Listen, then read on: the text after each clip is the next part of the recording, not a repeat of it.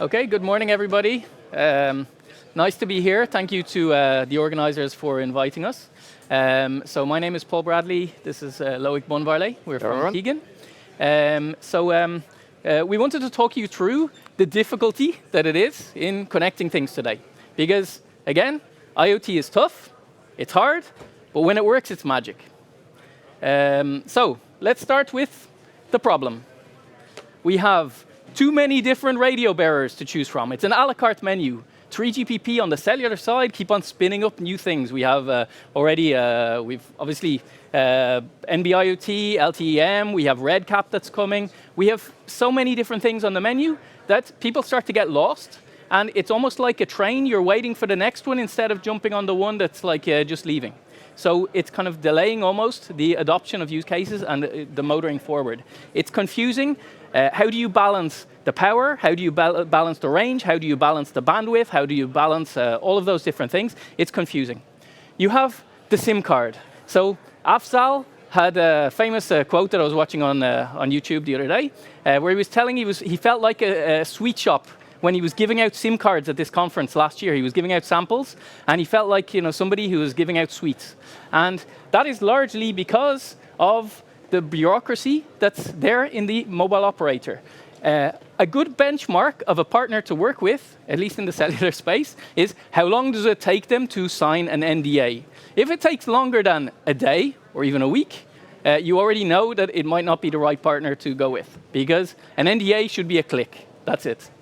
And lastly, of course, you have coverage to balance. How far does what is your use case? How far do you need to go? And how do you have international boundaries to cross? Are you just trying to address a certain territory? Are the devices static? Are they mobile? It's very, very confusing. Yeah, so we are trying to facilitate this journey, at least on the hardware side. Kigen is a spin-off coming from ARM. And we have a very strong hardware and OEM-focused background, right? We help to build the biggest smartphones in the world with ARM. So when you build a cellular IoT device, you need typically, for example, a cellular module. You need to choose an MNO, and you need to choose a SIM card. And what we're trying to do is to really simplify this journey by pre-qualifying cellular modules, working with our generic SIM cards that can allow connectivity to any MNO contracts. So we pre-test, we work with all the famous cellular module makers such as Quectel, Semtech, Fibocom, Simcom, and so the likes to validate that our stuff is working in the field for real. So to do that, what we've done is what we call Secure with Kigen program, right? And Secure with Kigen is actually working with all the most famous brands in the module space. You see a few of the names, and we have more to come shortly. And what we do with those modules is we pre-test the latest Kigen eSIMs, which are generic, right? They can be part of the journey to build a cellular device. They are a piece of hardware like any other, and they can give access to any connectivity that you would want. So by doing this, we ensure that the complexity is taken before you have to tackle it when you build your devices. We want you to be focused on building your vertical application, your vertical use case, and not so much worry about the difficulties to set up connectivity, right? That's really important to simplify this journey, because if a developer doesn't have a good experience with his first, opening a box of a dev kit and it doesn't connect, well, very likely he's going to move on to something else. So here, just testing the obvious, and this is a cliche alert maybe, but 80% of IoT projects fails. And I think at Kigen we proud ourselves to learn from our experience, I would say in general, right? And one area where we learned a lot, for example, is integrated SIM. We launched integrated SIM, started many things in different ways back in 2018, to the point where today we have now very successful commercial product. But through 6 or 7 years, we had lots of learnings. And Paul is going to take you a few of these learnings now through 4 lessons that we learned. Absolutely. So the first thing I would say is that SIM as you know it has changed. before you used to get a SIM card from the mobile operator, and that necessitated an NDA, a contract, a lot of complexity, okay? Because it was a hardware journey. It was a physical hardware supply issue. Now, we can get SIMs directly from the EU-ICC manufacturer because we have the wonderful world of remote SIM provisioning and eSIM technology. So just like when you buy your iPhone Air, which has an eSIM only, you will get a QR code and you will scan that and you will load your subscription. It works the same for IoT now. You can request us to either load a subscription for you, or we can give you the tooling to be able to load that dynamically on your production line. So you don't have to, in advance, decide we want all of one operator. You can really kind of decide and splice and dice according to which QR codes or activation codes you wish to load dynamically so that the device can work and get up and running straight away. The second thing then is in-field provisioning. This is now a reality. Before, it was something very complex with lots of integration work to do, with lots of different partners where every OEM who wished to use a certain connectivity provider needed to integrate with them. That's all gone. We have an activation code, a little bit like the QR code you get for your smartphone. You pump that in over the air, and off you go. And then last but not least, we have the wonderful world of NTN to plug gaps in coverage. So we had the national coverage map before. NTN can now be used as a realistic. We've got lots of cellular module partners that have incorporated end-to-end into the devices. And we have it as a real alternative or as a real option to plug gaps in the terrestrial coverage. So again, it also can help for network sunsets and other things. Second lesson, automation. So manual SIM swaps don't scale. Sending an engineer out to some meter or to some counter to be able to, or a sensor, to be able to change the SIM, that doesn't scale. Automation, APIs, does. So in this new software world of eSIM, where it's an API call to change from subscription to subscription, then this whole world changes. And you can automate everything from the top of your stack, your relationship with your MNO, all the way down to the EU-ICC in the field. So automation and APIs, they're there. You need to use them. Third thing, you need to give the device its own intelligence to choose the best connectivity available where it is. So what we've done is we developed a very small client which is able to check whether we have a connectivity available. It carries out a ping. Is there a real data connection there? And is it exploitable? Yes. We don't do anything. No. We need to see if another subscription can be used. So we have that possibility now. The device is made intelligent to be able to figure out can we use a different subscription if the one we're currently using isn't working? And then last but not least, why are we collecting this data? Why are we doing all of this? Typically, it's the path towards AI.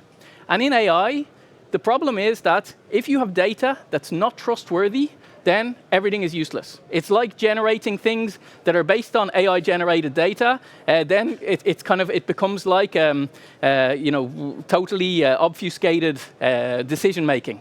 Because you obviously need to start with trustworthy data. You make a decision on that data, and then you keep going.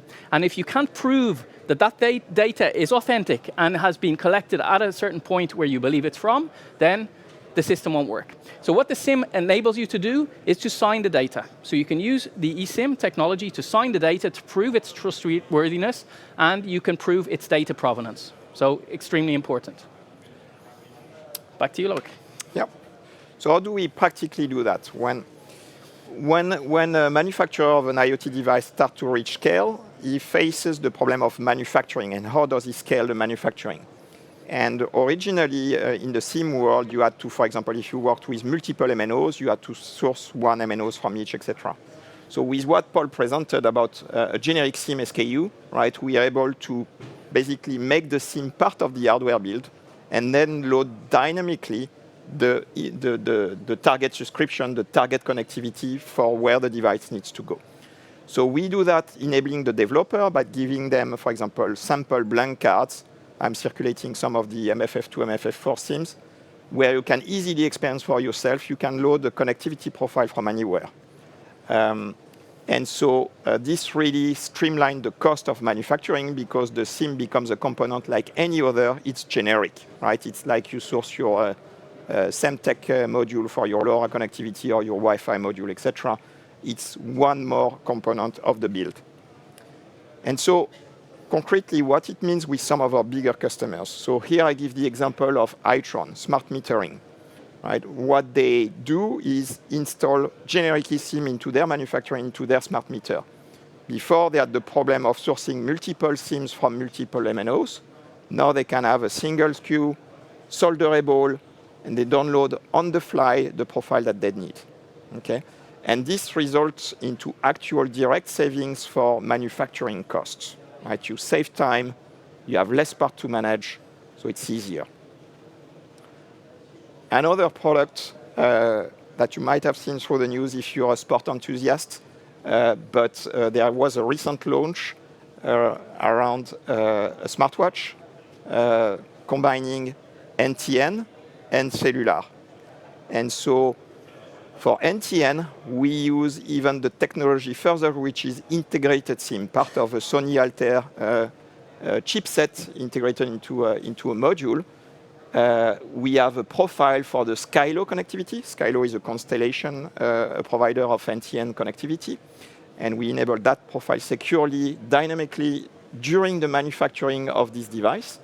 And we have also a classic solderable SIM, very small form factor, 2 by 2 millimeter, with the targeted connectivity.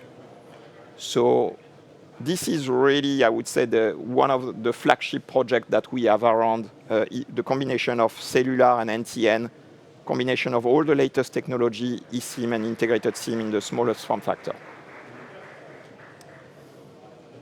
So with that, I'll let Paul conclude. Yeah, thank you, Loic. So, again, this is hard. We're here to help you, and we're here to help you. And obviously, it's important to make the right decisions in a guided way. We do that as an EU ICC manufacturer and partner, providing all of the different bricks. Intelligent connectivity will eliminate 80% of future headaches. Putting in something where the device itself, the SIM itself, knows that you have alternative networks, you have multiple networks for use cases requiring a reliable connectivity. They in particular, if you put in that application and you have intelligent connectivity, it's going to save you a hell of a lot of headaches, especially with things like NTN available to be able to plug gaps. NTN itself and eSIM, they're no longer buzzwords. There is a new GSMA standard. It was ratified earlier in the year fully. We have certified elements of that solution. And so what that means is that you can now use it confidently. It's there, it's available, and you can automate everything. And the last thing is your data trustworthy enough for AI?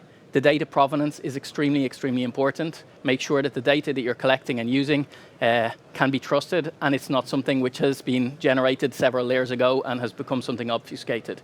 For those of you who would like to try the technology, I'm leaving a QR code here.